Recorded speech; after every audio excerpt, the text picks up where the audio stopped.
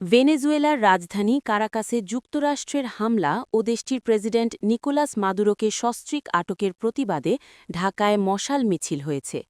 শনিবার ৩ জানুয়ারি সন্ধে ৬টার দিকে রাজধানীর পুরানা পল্টন মোড় এলাকায় এ মিছিল অনুষ্ঠিত হয়।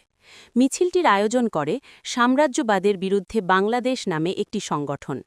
মিছিলটির সামনের ব্যানারে বাংলাদেশ সলিডারিটি ফর ভেনেজুয়েলা লেখা দেখা গেছে। উল্লেখ্য, আজ শনিবার ভেনেজুয়েলার রাজধানী কারাকাসে হামলার পর দেশটির প্রেসিডেন্ট নিকোলাস মাদুরোকে সস্ত্রীক আটক করা হয়েছে বলে দাবি করেছেন মার্কিন প্রেসিডেন্ট ডোনাল্ড ট্রাম্প। তবে মাদুরোকে কোথায় কিভাবে ধরা হয়েছে বা তাকে কোথায় নিয়ে যাওয়া হচ্ছে সে বিষয়ে বিস্তারিত কিছু জানাননি মার্কিন প্রেসিডেন্ট।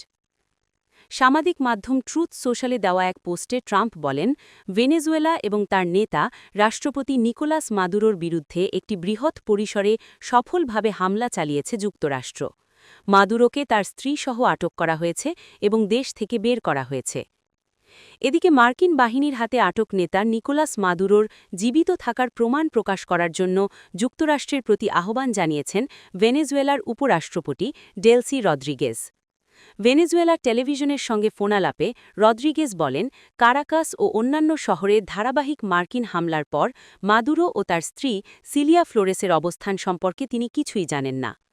এদিকে ভেনেজুয়েলায় যুক্তরাষ্ট্রের বৃহৎ সামরিক আঘাত ও দেশটির প্রেসিডেন্ট নিকোলাস মাদুরোর মিত্ররা এই ঘটনার নিন্দা জানিয়েছে। স্পেন শান্তিপূর্ণ সমাধানের জন্য মধ্যস্থতার প্রস্তাব দিয়েছে। এছাড়া বিশ্বজুড়ে বিভিন্ন দেশ এ ঘটনায় প্রতিক্রিয়া জানিয়েছে।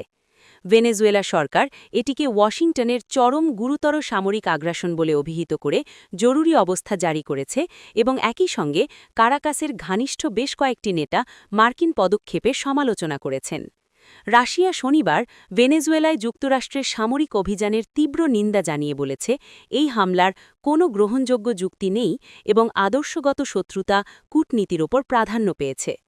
রুশ পররাষ্ট্র মন্ত্রণালয় এক বিবৃতিতে বলেছে, আজ সকালে যুক্তরাষ্ট্র ভেনেজুয়েলার বিরুদ্ধে সশস্ত্র আগ্রাসন চালিয়েছে। এটি অত্যন্ত উদ্বেগকর এবং নিন্দনীয়।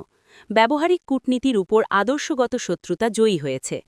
১৯৮৯ সালে পানামার সামরিক নেতা মানুয়েলা নোরিয়েগাকে ক্ষমতাচ্যুত করার পর থেকে লাতিন আমেরিকায় সরাসরি এ ধরনের হস্তক্ষেপ করেনি যুক্তরাষ্ট্র।